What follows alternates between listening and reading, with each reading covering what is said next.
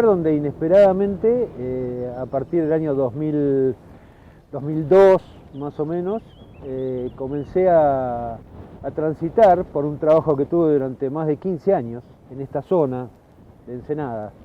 Yo trabajé en la Dirección Nacional de la Propiedad Automotor, en una oficina que es una especie de delegación aduanera. No tenemos nada que ver con aduana, no teníamos nada que ver con aduana, que depende del Ministerio de Economía, pero nosotros verificábamos los datos de cada unidad móvil, motoneta, triciclo, auto, camión gigantesco que venía por acá. Muchos desembarcaban acá, en el puerto, y esto, aclaro que hace más de 15 años, 17 años, era barro. El 80% de lo que ahora está cubierto era un barrial, porque el puerto había tenido mucho tiempo de poca actividad, si bien se venía trabajando duro desde hacía tiempo, y se fue construyendo un lugar para que sea un puerto activo como el que pretende ser ahora, ¿no? Así que veníamos seguido, 2, 3 veces por semana, a veces más. Bajaban aquí autos en barcos especialmente habilitados para eso, entraban al canal, bajaban una plancheta los autos acá y luego se verificaban. Y salían de acá ya para... O sea, un vínculo estrictamente laboral, imagino que igual también habrás tenido otro tipo de experiencias, ¿no? Sí, porque mi padre trabajó 40 años en IPF, así que yo conocí Ensenada y Berisso en principio de muy niño por mi padre, por lo implicado trabajar acá nomás. Vayamos a tu obra, digamos, a tu recorrido. Hay que decir, no lo hemos aclarado, que sos escritor, puntualmente poeta, actor y editor, o editor y actor. ¿Quiénes aparecieron primero? Mirá, yo siempre digo, siempre aparece la curiosidad y en este caso, en el caso de la escritura, la lectura. Hace unos días volví después de mucho tiempo al Museo Almafuerte de La Plata. Ahí en 66. En 66, y bueno, recordé lo que significó el bibliotecario de esa época, cuyo nombre en este momento no me acuerdo, seguramente me voy a acordar después, que muchos años después de haberlo conocido me enteré que era poeta, o por lo menos escribía. Una persona que de pronto te recomendaba con una certeza y con un interés muy grande hacia la poesía, hacia algún tipo de lecturas que no son las recomendaciones habituales para un chico de 11 años, 12, que es cuando yo empecé a ir. Así que hay una historia ligada a la lectura, ligada a la música. A la palabra, sí. Ligada a la palabra. Y te diría que fue lo primero, surgió por ahí. Mis primeros garabatos tuvieron que ver con la escritura. El teatro vino por un interés que aparece también cerca de aquí, en la Escuela de Arte de Berisso, que cursé un año en el año 75, que me abrió un mundo de amistades, de conocimientos muy rico, y fundamentalmente conocer un personaje muy significativo en mi vida y en la vida de muchos, que fue Carlos Lagos, maestro de actores, actor, director, personaje entrañable y que fue también una especie de nexo con la generación precedente. Él armó un taller en plena dictadura, que fue un refugio. El taller de investigaciones dramáticas, exacto, TDI. Te iba a preguntar sobre esa experiencia en dictadura, ¿qué recordás? Mirá, de ese contexto, digamos? Lo primero para mí y para muchos fue un refugio, es un espacio donde intercambiaba socialmente en medio de un clima de terror. Nadie podía decir palabras como, qué sé yo, socialismo, transformación social, marxismo, ni hablar. A nadie se le ocurría, mucho menos hablar en términos de militancia o participación política. Estaba una sociedad absolutamente negada a eso, y de pronto tener un espacio donde vos intuías que podías tener un grado de libertad mayor, no solamente en la palabra, sino con el cuerpo, con la posibilidad de expresarte, fue muy significativo, muy fuerte, y fue un refugio, como te digo. Esa fue la primera impresión. Y después, bueno, el saber de una técnica que me permitió sacarme muchas cosas, temores, timideces, avanzar en esos aspectos también. Y reconocerte, te diría como tercer valor, la hermosura del trabajo cooperativo, el trabajo en equipo, porque el teatro necesita siempre un trabajo en equipo. En el marco de ese taller, insisto, de investigaciones dramáticas, el TDI, vos te acercaste al primer grupo de teatro, digamos, después vinieron otros. Pero ¿dónde trabajaban? ¿Cómo era la Mirá, el rutina? taller... ¿Y en qué años fue esa experiencia? El taller estuvo situado arriba de lo que había sido el depósito y la terminal, antigua terminal de los micros que iban a Buenos Aires. Diagonal 79, entre 5 y 6, con una salida sobre 6 y una entrada sobre la diagonal.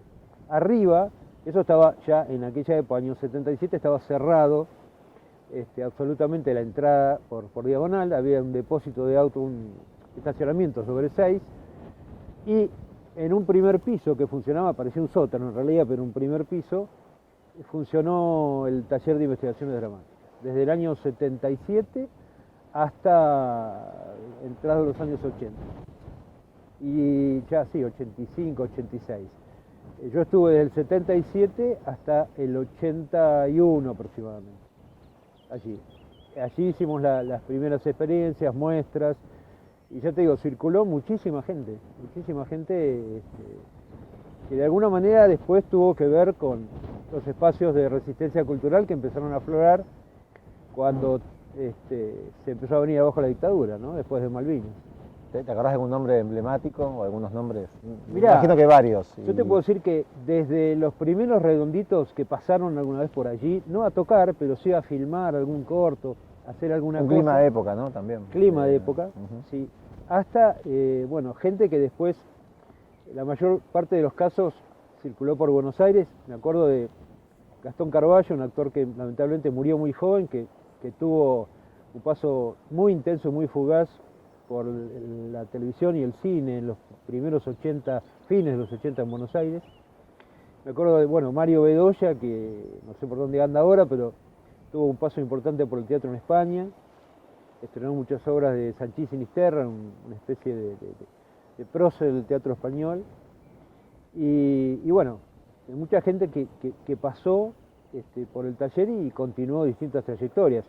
Algunos lograron después insertarse en la comedia provincial, que se reabrió en el año 85.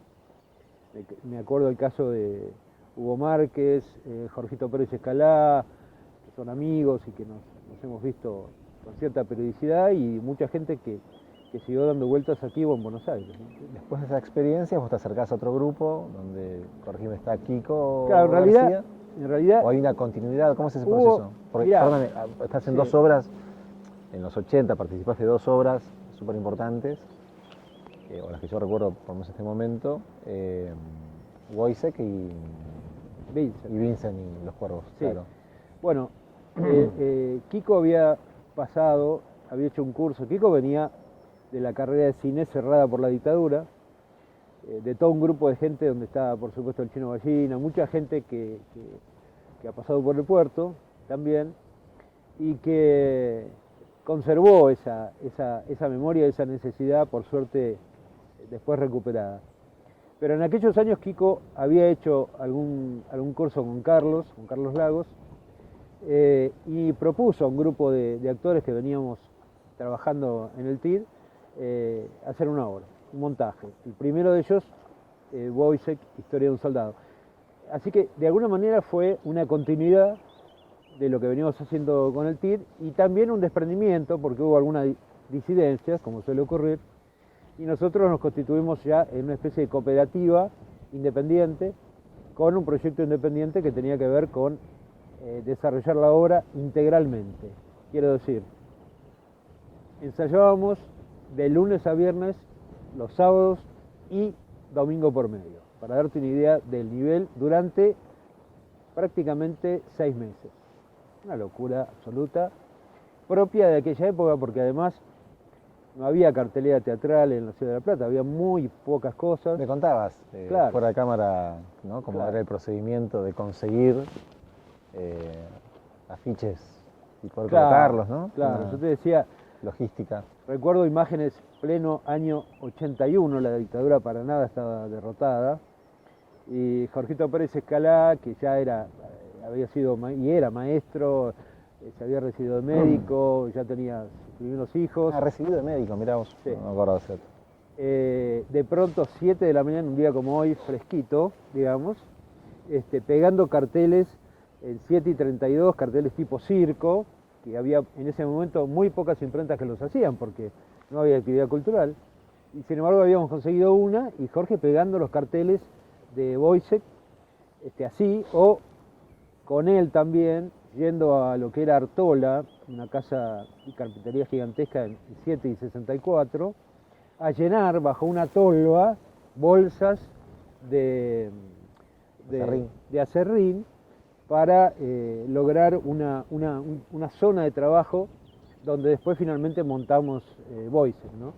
Que fue una obra muy significativa porque se le proponía al espectador transitar visualmente 5 espacios escénicos desde su misma ubicación. O sea que las escenas se sucedían en 5 momentos, 5 lugares del gran espacio escénico que era un antiguo club. Y eso fue en ese momento muy fuerte. Iba a decir revolucionario, pero medio gastado ya. Bueno, hay que insistir en que se estaba saliendo también de la dictadura, sí, ¿no? Sí. Con lo cual, digamos, había también en el ambiente una necesidad, digamos, ¿no? De poner los cuerpos en otro lugar, Sí. de salir a la calle. Tal cual. Y ahí pienso, que creo que vino un poquito más tarde en tu vida, pero tu participación, primero como laburante, digamos, en Libraco, ¿no? Sí. Digo Libraco porque fue más que una librería, ¿no? Con Emilio Pernas en la cabeza, Absolutamente. pero para aquella que no esté al tanto de qué es Libraco acá en la ciudad de La Plata, ¿qué recordás de esa experiencia? ¿En qué periodo fue puntualmente? Mira, hay un pequeño libro de Hemingway que tiene su fama, París en una fiesta. Claro. Bueno, yo digo, Libraco era una fiesta. Del año 83, digamos, al 87, yo me fui a comienzos del 87, pero recuerdo ese periodo porque fue además el gran entusiasmo que convocó la recuperación de la Libraco, democracia. perdóname Carlos, que estaba En esa época en 6 y 45, donde hay una casa de música, instrumentos musicales y demás. O sea, diagonal 77 y 6. Bien. Libraco era una gran librería, pero sobre todo porque tenía un personaje muy carismático, un gallego cabrón, apasionado, loco, como Emilio Pernas, que venía ya de años de librería en otras ubicaciones y que había concentrado un enorme caudal de lectores y amigos que tenían que ver básicamente con las humanidades. Es decir, en aquellos años, desde el Pepe Panettiere, decano en su momento de humanidades, un enorme historiador vinculado a la historia de la clase obrera y demás, hasta un arco, inclusive un arco ideológico variopinto, ligado a la carrera de historia, pero también a letras, empezó a circular por la librería, y además mucha gente que venía del exilio, entonces eso le dio un color maravilloso. Es decir, allí conocí a Javier Villafañe, por ejemplo, conocí por ejemplo, Juan Octavio Prens, poeta claro. nacido aquí en Ensenada, un personaje también increíble, a Saúl Churkiewicz, albaceas de la obra literaria de Cortázar, que parecía desplazarse. Yo digo, tengo la imagen de que era un gnomo con un gran gabán que se desplazaba como esas bailarinas rusas que parecen levitar. Bueno, era una impresión seguramente cargada de subjetividad por mi parte, pero bueno, era un punto de encuentro, era un mundo de encuentro, además de mucho reencuentro. entusiasmo Bien. por ese espacio de libertad recuperado. Emilio, mirá, te cuento una historia, una anécdota típica del año 85. Los sábados al mediodía, Emilio decía, bueno, andate para allá vos, andate para allá yo, cada uno sabía dónde tenía que ir. A las 12 se cerraban las puertas, se bajaban, y todos los que quedaban adentro eran invitados a una enorme picada a cargo de la casa. El que quería traía vino, porque algunos ya lo sabían, y algunos inclusive venía especialmente a ese horario. Y bueno, y era una confraternidad que 2 o 3 horas después del cierre estábamos ahí charlando, tomando un vino. Una época hermosa, muy, muy hermosa. Bien. En tu recorrido, antes de ir a Carlos Aprea Poeta, también tuviste una intervención como dirigente político, digamos, ¿no? Fuiste concejal. Sí, eso en realidad fue como en el medio. En el medio, sí. A mí la política siempre me interesó, más que como actividad partidaria. Para mí siempre tiene sus complejidades y sus cosas que no me interesan. Me interesó como actividad social. Me parece que lo político es parte de lo humano y en ese sentido hay que preservarlo, porque si no te convertís en una especie de robot. Así que un poco también derivado de Emilio tenía un centro cultural socialista, él era socialista. Yo en particular no tenía una definición político-partidaria, pero me identificaba con lo que se llama genéricamente la izquierda. Había tenido una experiencia breve en mi adolescencia en el trotskismo. Así que bueno, se dieron una serie de confluencias como de ahí te viene. para que se dieron una serie de coincidencias como para que yo conociera un personaje muy rico, bastante más joven que yo, Edgardo González, que instancias un poco también de Emilio y de otra gente. Fue candidato a concejal en el año 2001, entró como concejal en la municipalidad y me propuso acompañarlo. Y bueno, fue una experiencia de 4 años con él, donde bueno, aprendí qué es una ordenanza, cómo se hace, aprendí lo elemental, y también entendí que bueno, que no era para mí la política formal como trabajo, como dedicación. O sea, hay un interés que tiene que ver con la discusión de ideas, que me sigue interesando. Sí, me sigue importando que podamos como sociedad hacernos cargo de la discusión de ideas, de la discusión del rumbo que queremos. Pero esa fue la experiencia, te diría, más fuerte en vinculación a lo político. Porque hay una cuestión quizás orgánica que quizás no te sedujo tanto.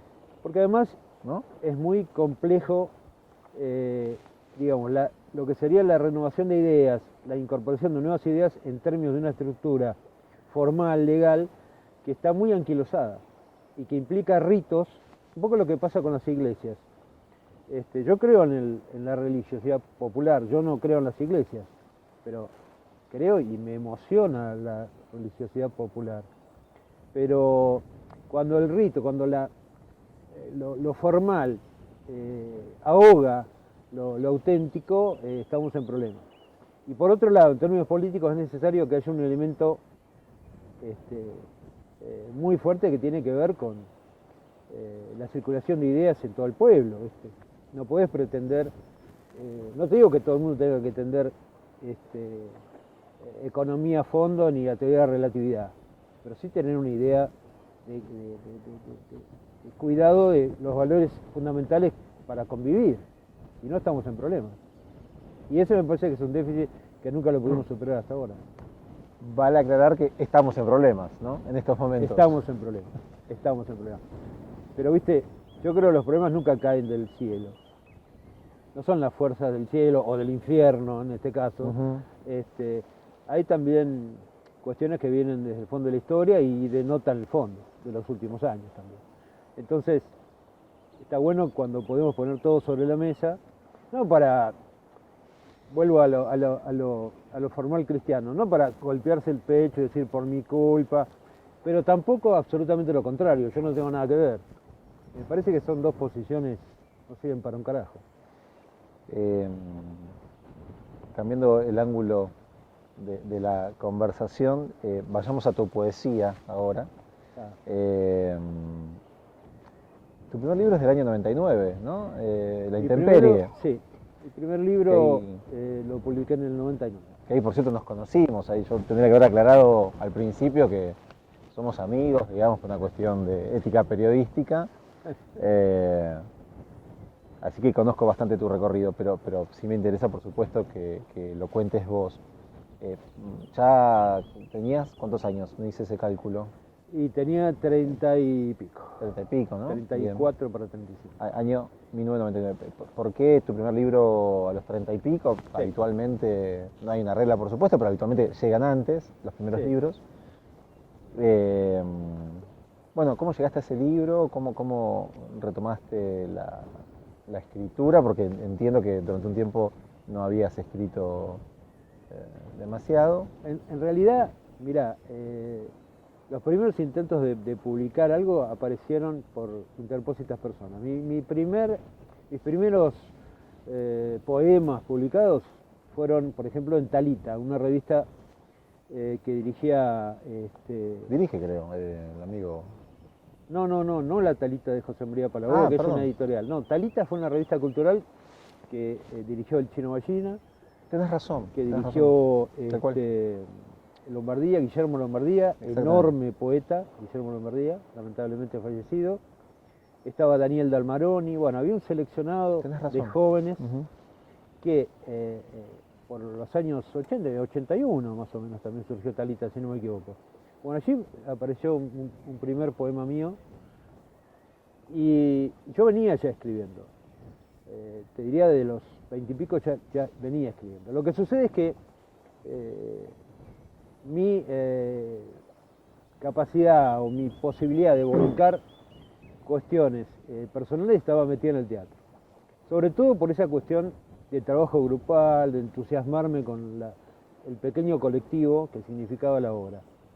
La poesía siempre es un trabajo más individual, con la escritura es un trabajo más individual, y en todo caso aparecen aventuras ligadas más bien a la edición o de una revista o de un libro, de lo que sea. En los años 90, un poeta que ya venía de generaciones anteriores, Osvaldo Ballina, organiza un concurso que había apoyado la recientemente creada EDELAP. Claro. Bueno, ahí me presento un poco también instancias de él, que había leído alguna cosa mía, y bueno, y gano un segundo premio. Allí lo conozco por ejemplo, a Gustavo Caso Rosendi, del cual fuimos muchos años muy amigos, ahora no lo veo mucho, pero considero un gran poeta también. Claro, y fue un poco como decir, bueno, ¿qué es esto? ¿Qué es este espacio donde se reúnen poetas, donde leen? Yo no participaba de eso, leíamos poesía con actores, por ejemplo, o en otros espacios, y fue lo que empezó a decidirme a publicar algo. Y el otro gran empujón me lo dio Juan Octavio Prenz, que fue quien leyó un poco mi libro inicial. Me regaló un prólogo que sigo pensando que fue desmedido, pero bueno, eso hizo que publique el libro, ¿no? Y finalmente sucedió en el 99, pasó bastante tiempo. Comentabas al pasar recién que la escritura es un trabajo en principio más individual, digamos, más solitario. ¿Cómo es en tu caso el vínculo, tu metodología de trabajo, digamos, a la hora de escribir poesía? No sé si prima la espontaneidad, no sé si prima lo metódico cuando tenés una unidad de sentido, decís, bueno, acá hay un libro, entonces uno gana en intensidad durante cierto periodo. ¿Cómo eso cambia? Eso cambia. Si tengo que resumirlo así rápidamente, diría eso cambia. O al menos ha ido cambiando. Porque a lo largo de unos cuantos años que ya tengo, te diría que en lo que uno capta de la creación ajena, ya sea en literatura, ya sea en poesía, o ya sea en la música, que es una cosa que siempre me interesó y lamentablemente tengo muñones, no dedos, y eso lo lamento mucho, pero a mí siempre me interesó fenómenos como, por ejemplo, la improvisación. Cuando empecé a descubrir el jazz y me empezó a fascinar esa posibilidad de reversionar, que en poesía te diría, no es un ejemplo que yo haya transitado demasiado, pero el caso de Leónidas Lamborghini, con sus versiones y reversiones, es un ejemplo fantástico, me parece. Pero también sucede que en mi práctica hay como dos etapas. A veces la inicial y la segunda, que sería la toma de distancia, la corrección, la puesta a punto, por decirlo de algún modo. ¿La toma de distancia qué sería? Dejar descansar el texto. Dejar de cansar el texto, alejarlo, sentir, incluso a veces llegar a sentirlo como ajeno, para poder como operar fuera de todo enamoramiento superficial. Porque a veces o me ha pasado, sobre todo al principio, uno se enamora de determinada construcción, después se da cuenta que en realidad es la memoria de otra cosa, o no te termina de convencer, o hunde otra parte del mismo texto. Y eso necesita ser, para mí, necesita ser distanciado para poder verlo. No sé si llamarlo objetividad, verlo a la distancia. Y te decía, el comienzo a veces tiene que ver, en mi caso, con una imagen. Creo que la poesía tiene mucho que ver con la imagen, pero no necesariamente, no únicamente. Entonces hay una imagen que te va atravesando, que te va penetrando de distintas maneras, y te asalta por ahí en una duermevela a la mañana o cuando te estás durmiendo, y eso te persigue hasta que podés tratar de invocarla en algo que se llama texto, palabras. A veces es el propio sonido de las palabras, el juego, ¿no? Lo que sucede con las aliteraciones, con formas del lenguaje que te asombran. Yo recuerdo mucho un texto de una biografía que hizo Omar Prego, un uruguayo, a Cortázar, donde Cortázar recordaba cómo le seducía a él los días de humedad en su casa, donde los espejos se empañaban, y él dibujaba sobre los vidrios empañados palabras, y veía el reflejo de esas palabras. Le contaba una amiga hace poco eso, y le contaba también algo que yo recuerdo de mi infancia. En los barrios, la editorial Larousse vendía por mes enciclopedias, y una de ellas era el Lo sé todo. Imagínate, para una cultura enciclopedista, leerse el Lo sé todo era como, ya está. Bueno, contaban la historia de Gargantúa y Pantagruel, de una visita al Polo Norte, y la imagen de que ellos hablaban y las palabras se congelaban y quedaban en el aire, congeladas. ¿Eh? Me parecía hermoso. Hola, y aparece el hola congelado, o cualquier otra cosa, ¿no? O peripatético y queda congelado. Yo estaba pensando en guarangadas, pero no ponele importa. también, ¿no? Que quede y se lleve hasta donde tiene que caer. Fantástico sería. Podemos hacer todos acá La catarata de ejemplos, pero claro, no viene al caso. No viene al caso. Bueno, por eso te digo, a veces la imagen, a veces es el juego de la palabra, el sonido, a veces es un ritmo que se te impone. A eso voy, tal cual. Un acelere también, ¿no? En el tramo Exacto, final. un ritmo que a veces te gana más allá de que tengas las palabras, ¿no? Y en eso también juega la música, no porque tenga que ver, son lenguajes diferentes, pero el ritmo es una virtud que sucede, es algo que lo tenemos incorporados en nuestro propio cuerpo, respiración, circulación, etcétera, y que de diferente modo tiene que ver con la escritura, con la música, con el baile. ¿Cómo te das cuenta? Un poco lo estás insinuando, ¿no? Pero ¿cómo te darías cuenta de que hay un libro, ¿no? Yo pienso en Pueblos Fugaces, uno de tus libros, que hay una unidad temática muy puntual. Pero creo que ese ejemplo, a lo largo del tiempo y a la distancia, creo que es el que más redondito salió. Quizás es el más fácil de citar, digamos, por la unidad temática, ¿no? Sí. Pero si querés contar, ya que estamos, de qué se trata, pero... Pueblos Fugaces es un libro que habla o que está vinculado a viajes, es decir, a una realidad preexistente. Yo amo viajar, me gusta viajar, tuve la suerte de hacerlo bastante, no grandísimas distancias, pero viajar un poco, sobre todo Latinoamérica, Sudamérica. De ahí fueron quedando imágenes. Y empecé a guardar esas imágenes en términos de pequeños poemas. No digo haikus porque no tiene una métrica definida, ni fue la intención, pero pequeñas imágenes, que después me empezaron a producir la generación de lugares y paisajes inexistentes, y los incorporé. En ese sentido, no hay un límite entre la ficción y realidad, porque no me propuse construir una guía de viajes. Pero bueno, los tenía dispersos y estuve bastante tiempo pensando cómo los iba a organizar, cómo constituían una unidad.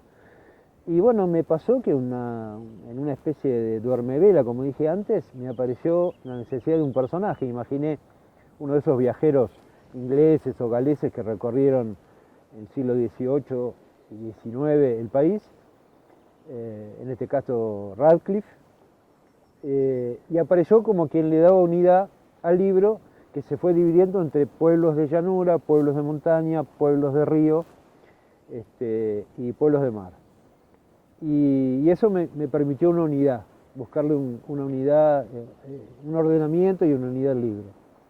Y surgió así como Pueblos Fugaces porque tiene que ver con eso que apenas llegás a entrever y que tiene que ver con, bueno, la velocidad de los viajes, eso que te queda de un lugar, ¿no? Ahí la unidad temática estaba como más clara, ¿no? Pero volviendo un poco a la pregunta original, digamos, ¿cómo te das cuenta que hay un libro, digamos, y bueno, acá hay un eje temático, acá puedo trabajar un todo, ¿no? ¿Cómo Mirá, es hoy, ahora? En general yo siempre he trabajado el poema. Así que Voy. Bien. yo he trabajado el A poema. la parte, digamos. A la parte. Bien. Y por eso la informática ayuda bastante, si no tendría un bolonqui de carpetas y papeles en mi Te iba a casa. preguntar, ahora cómo laburabas la epifanía, ¿no? La inspiración. Porque imagino, corregime, que venís de la generación que anotaba en un papelito, Sí. en el bolsillo, una libreta. Con... Sí, lo primero fue allí. Para mí, que no tuve hasta grande una máquina de escribir, por razones económicas básicamente y demás, saltar de la escritura manuscrita casi a la computadora. Fue muy poco el tiempo que usé máquina de escribir. Y la computadora, bueno, tiene la posibilidad de desplazar, de jugar con los bloques del lenguaje, como sabemos, de un modo mucho más plástico y además más económico en cuanto a papel y demás. Pero eso también me ayudó como a jugar más la liviandad del texto, moverlo, entender de otro modo, más claramente el espacio en un texto, ¿no? Que es como el silencio en la música, tan necesario como el sonido. Pero estarías insinuando que la tecnología repercute también en los Sí. procesos de escritura. Sí, y te voy a poner otro ejemplo más reciente. Me he grabado, porque a veces, por razones de salud y bueno, interés personal, camino, entonces por ahí camino una hora y media, y alguna vez surgió la necesidad de grabar cosas, por no tener un papel, no pararme a ¿Y escribir. después le das pelota a lo Sí, grabado? sí, lo guardo, sí, lo guardo, a veces desecho, a veces guardo algo, y eso va quedando y por ahí constituye algo, por ahí no. Pero lo que te decía es que también la tecnología permite que yo tenga 20 carpetitas por año, por temática, por algo, que después por ahí pueden construir un libro o no. Algunas están ahí hace tiempo y todavía no constituyen un libro. No me preocupa, por otro lado. Vayamos a tu rol de editor ahora. Bueno, ¿cómo llegás, digamos, al rol de editor? Y si querés, contanos dónde estás ejerciendo dicho rol. Mirá, tuve una precuela, puedo decirlo, porque por los años 2000 y pico, conocí a poeta y también incipiente, ya era editor de una revista básicamente, que es José María Palaoro, Claro. de Citibel. Él me invita... Que sí es editor de la revista. Que sí es editor. La Talita Dorada. Exacto, la Talita Dorada. En realidad la revista se llama El Espinillo, se llamó El Espinillo. Tal cual. Y la editorial que fundó José María es La Talita Dorada. Bueno, con José María hicimos varios libros, yo con él, básicamente con la corrección de él sobre todo, con la opinión final de los textos que él tenía y yo un poco encargándome incipientemente del diseño. Hicimos varios libros de él, libros míos y libros de terceros, durante varios años, además de otras actividades como participar en ferias que eran incipientes en aquella época. Estamos hablando de años 2006, 7, 8, 9, etc. Sí, no había esta circulación de sellos independientes. Recién comenzaban, sobre todo en un fenómeno más de Buenos Aires, de Cava, Capital Federal. Bueno, Por distintas razones, alrededor del 2012, 2013, decidimos tomar caminos separados y yo tenía un libro por hacer, que ya lo tenía más o menos, ahí sí tenía también una unidad temática, que era Mi Barrio, Villa Elvira. Título del libro, ¿no? El título del libro, por otra parte.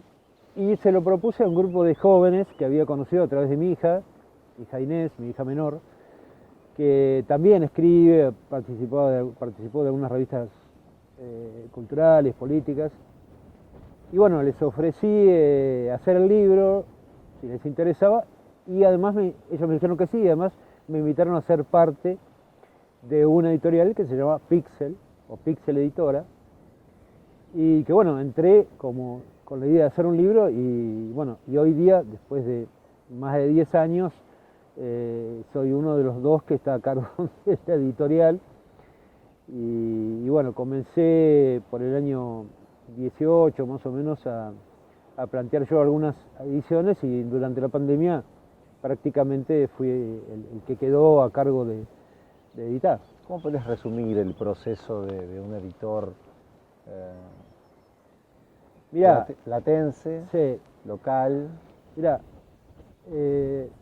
hay un fenómeno que tiene que ver con la literatura, pero que creo que la trasciende, que tiene sus luces y sus sombras, que es el fenómeno de la intermediación ligada al arte. El editor, el curador, son, bueno, el gestor cultural, son como actividades, no sé si llamarlos todavía profesiones, algunos me dirán, te quedaste, bueno, me cuesta todavía llamarlas profesiones, pero, aunque lo son de algún modo, pero que no existían tan definidamente hace 40, 50 años atrás. Creo que el imperio de las circunstancias y cómo se ha desarrollado la cultura ha motivado que esos roles adquieran significación. No sé si la que deben o no, a veces tengo dudas, que soy sincero. Porque yo vengo de una escuela donde lo importante era el texto. En segundo lugar, el libro. Y en tercero, si querés, el editor, el corrector. Insisto, ¿El todo. autor? No, en segundo lugar, claro, el texto y el autor, perdón. Sí. Después el editor, después. Claro, con el tiempo uno entiende que el editor muchas veces tuvo que ver con el proceso de génesis del libro, que es un caso muy conocido, es Raymond Carver, por ejemplo, ¿no? Sus cuentos iniciales y sus cuentos a posteriori del trabajo de edición, es muy conocido. Pero lo mismo sucede con la poesía y con muchos otros casos. Lo que sucede en La Plata y en general en la cultura de estos últimos 20 años es que creció, creo que es positivo, muchísimo el sector de la pequeña edición, pequeña y mediana edición. Hay infinidad de editoriales en todo el país. Quiero preguntar sobre eso, sobre cómo ves el panorama Infinidad. editorial. Y como siempre, tiene su aspecto positivo y su aspecto negativo. Su aspecto positivo es que hay diversidad, eso es indudable. Aparecen más autores, autoras, aparecen temáticas que antes no aparecían, voces que antes no aparecían, se renuevan, se redescubren. Eso me parece un mundo fantástico. El problema es que, por otro lado, tenés 2 o 3 grandes conglomerados extranacionales que son los que tienen una capacidad de producción infernal, lo mismo que ocurre con los medios, ¿no? Sí, de concentración. De concentración, de manejo del mercado, y eso a veces choca, genera nichos diferenciados. Insisto, tiene su aspecto positivo y tiene su aspecto negativo. Yo no me parece bueno que a nadie circunscriban a un nicho y digan, bueno, vos existís pero te movés acá, porque terminás siendo parte de un pequeño gueto, y me parece que lo interesante de la cultura es que circule. Entonces, insisto, como editor, bueno, es un trabajo donde yo tengo que ver qué decido editar, qué no, bajo qué condicionamientos. Por supuesto, el primero es económico. Las dificultades para financiar proyectos propios es muy grande en este momento, te diría casi imposible para una editorial pequeña. Recorrimos a preventas, a ese tipo de cuestiones, porque no podemos contar con un capital para poner en libro, en una edición que después tarde 5 años en venderse. Es imposible. Y la poesía tiene esos tiempos. A Ahí veces aparecen más. las ferias, ¿no? Realmente como... Pero de Exacto. verdad, digamos, con peso Sí, sí, propio, sí. No, es que hay otros circuitos de comercialización. distintos Pasa a los también, que había hace claro. 20 años, Y digamos. fíjate que la feria también es un fenómeno que tiene que ver con las producciones artesanales de todo tipo, desde los dulces hasta la producción de agroecológica familiar. Sí, una Si no escala, existieran las ferias, no industrial, tal cual. y además una escala donde se prioriza un contacto directo con el productor, ya sea con el autor o con el editor en este caso. Que por supuesto implica un trabajo pésimamente remunerado, porque uno va a una feria y... Qué preguntar sobre ¿viste? eso, porque es como un tema tabú, digamos, ¿no? De cómo se financia la poesía, en el sentido de esto que estás contando, ¿no? En realidad, un circuito muy reducido, esporádico, porque no hay ferias todos los meses, hay que decirlo. Eh, la pregunta es eso, ¿cómo se financia? Más allá de lo que estás detallando, y una pregunta quizás un poco más compleja es, ¿por qué creerías vos que todavía se sigue recurriendo a la poesía como vías de expresión, ¿no? Porque es Eh, realmente complicado, no sé si está Te claro diría, eso. mira, te diría, si fuera romántico te diría por amor. ¿Sabes? Pero no, puedo ironizar un poquito al respecto, pero no. Sí, sí, Eh, por amor al arte, ¿no? Sería sí, la frase. sí, Sí. pero no, ni al arte ni a la mortadela, no, no. Eh, la edición en este momento tiene dos patas que a veces convergen y a veces no. Hay una edición artesanal que implica muy pocos ejemplares, es decir, no se prioriza aquella fantástica consigna de los años 60, más libros para más lectores, para más, para más, para más. Yo no estoy en contra de lo artesanal, pues se han hecho cosas bellísimas y además es un canal de difusión muy importante, y hay verdaderos artesanos de eso, pero está ese problema.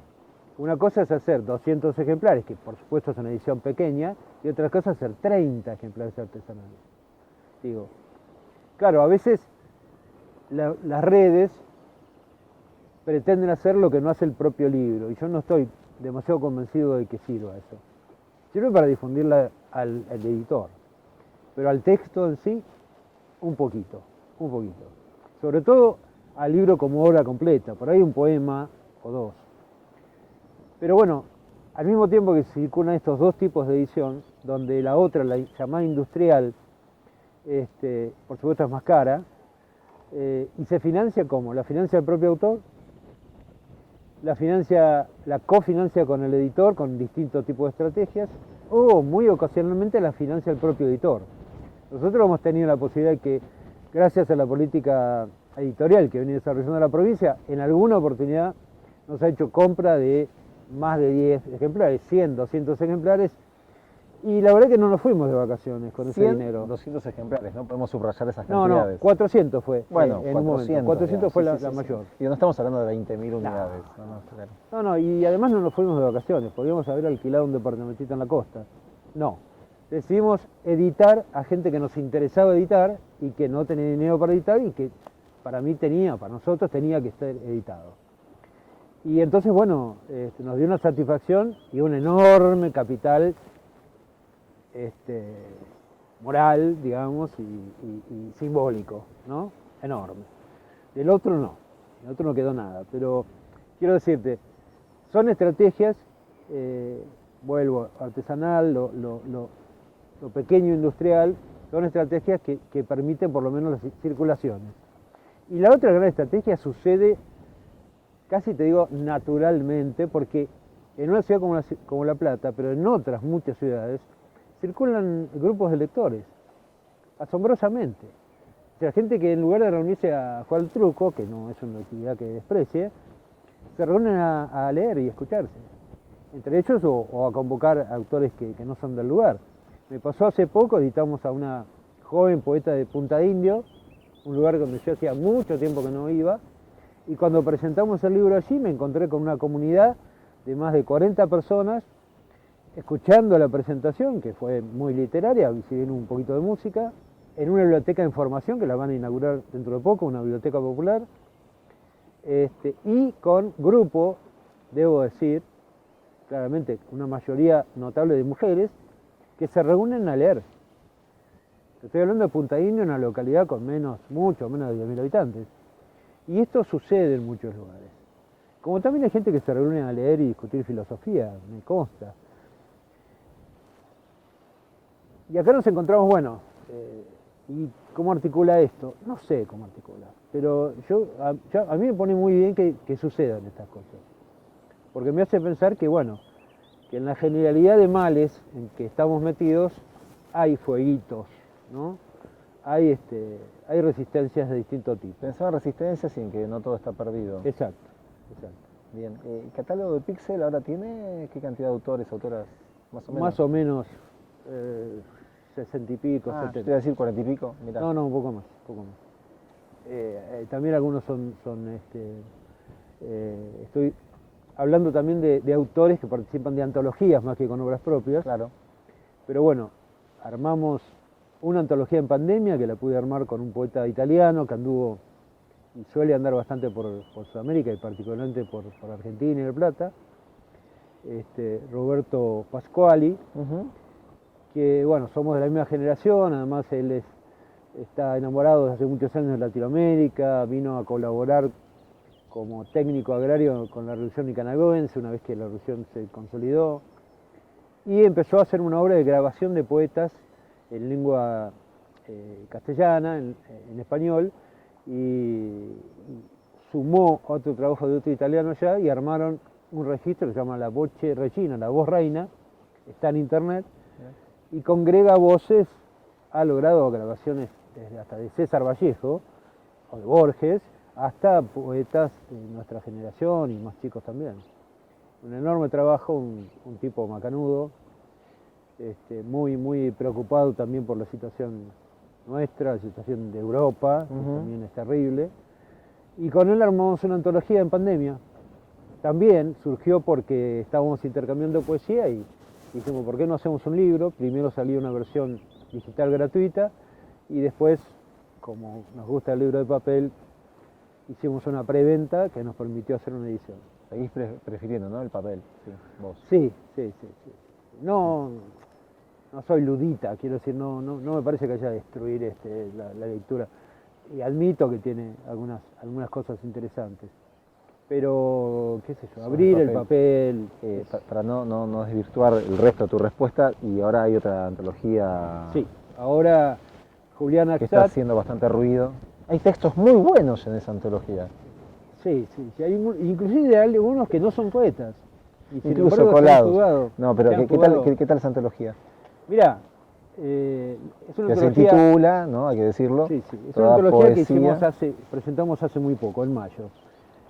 Toda poesía es hostil al anarcocapitalismo.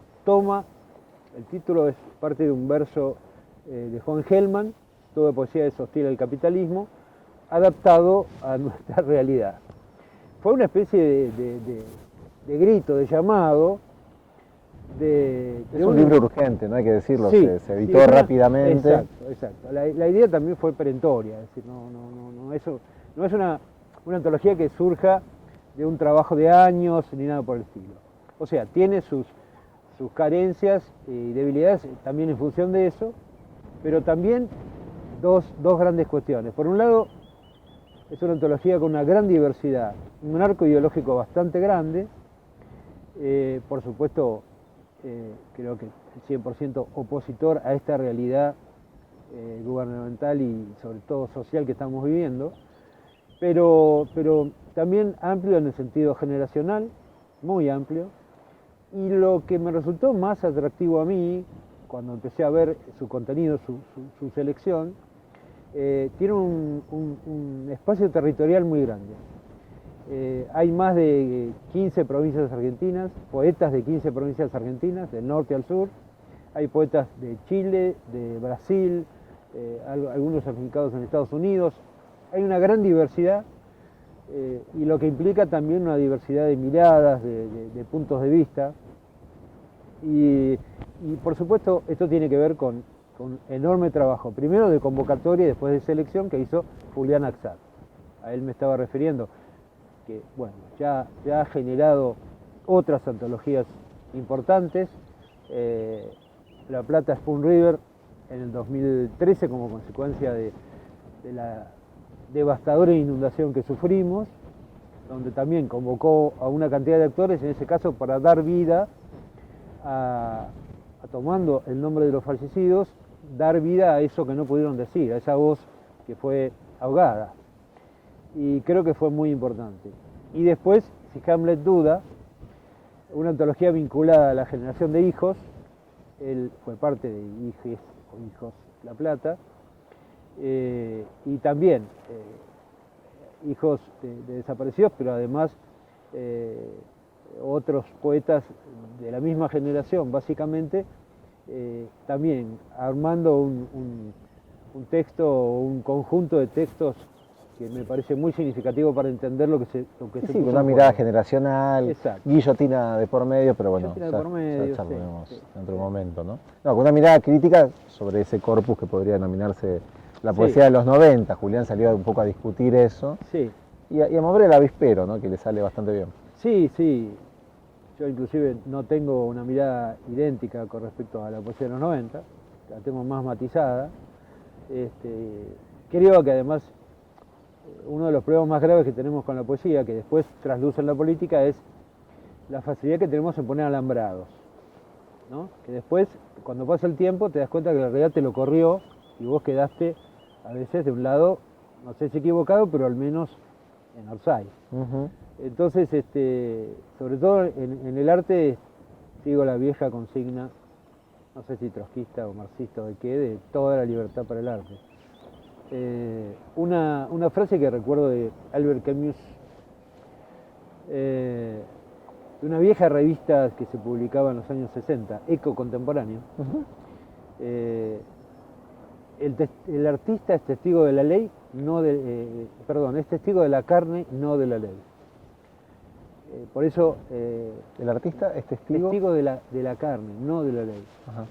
Por eso el único enemigo es el verdugo. El enemigo de nadie excepto del verdugo. Así decía Camus. Me parece que ese es el potencial, la posibilidad y también la limitación. No podemos ser testigos y hacernos cargo del dolor humano, de la felicidad humana y al mismo tiempo de sus límites. Eso lo tiene que hacer otro.